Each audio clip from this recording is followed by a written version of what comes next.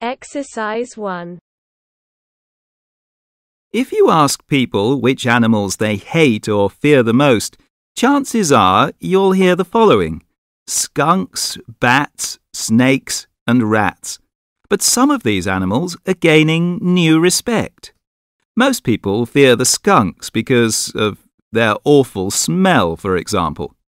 But recently, people have begun to rethink their ideas about skunks. Skunks are very useful animals, says animal researcher Cherry Briggs.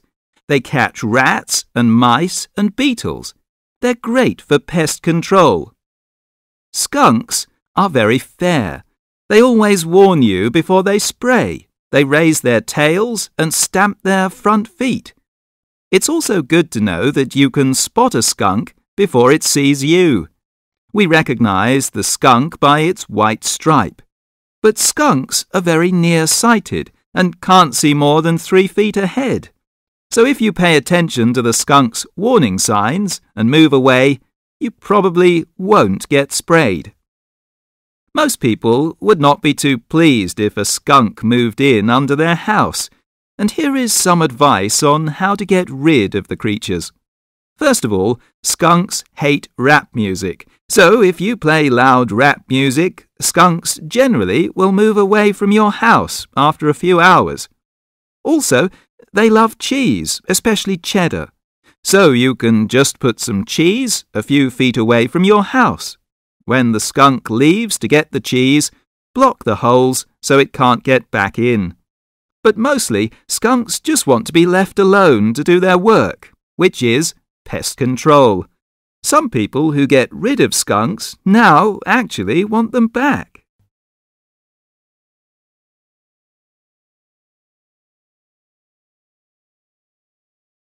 Exercise 2. Just 1 hour north of London lies the university city of Cambridge, which, for 700 years, has been one of the world's most important centres of learning. The academic vitality of the city and its sheer physical beauty combine to produce the perfect atmosphere in which to study. Like the other students here, you will enjoy privileges which are unique to the Cambridge way of life. During your free time, you might like to wander along the backs, the lawns which slope gently down to the River Cam, or try your hand at punting on the river itself. Equally relaxing is a cycle ride through the town centre. Here you can practice your English in the charming old marketplace, meet other students in a traditional English pub, or pay a visit to one of the city's world-renowned museums. Afterwards, if you are still feeling energetic, there are facilities for every kind of sport. Although London is only a short journey away, Cambridge will tempt you with entertainments of its own. You can watch Britain's finest actors and musicians in performance, see the latest films, or dine in one of Cambridge's excellent restaurants. In addition, the university's social functions provide the perfect chance to make new friends and improve your English at the same time.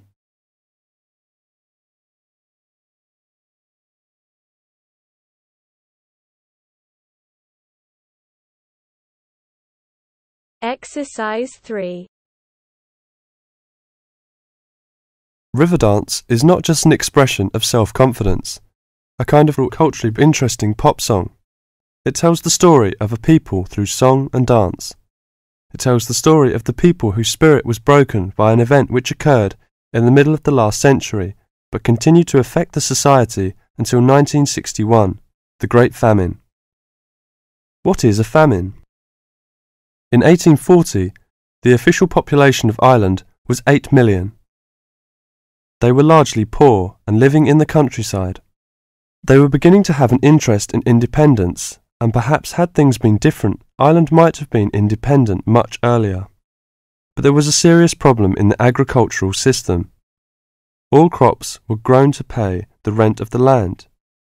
And all that was grown to eat was the potato. This was fine until the potato crop failed, as it did from 1845 to 1848. The stories of what happened in those times live on in the popular culture of Ireland, and I won't tell them here, but the result was that 2 million people died or left the country by 1851. When you realise that the population continued to go down until 1961, you can realise what a disastrous effect this famine had on the people. Compared with China, imagine if the famine of 1960 reduced the population by a quarter and it kept falling to less than half of its pre-famine figure. Anybody with ideas left and went to England, America or Australia.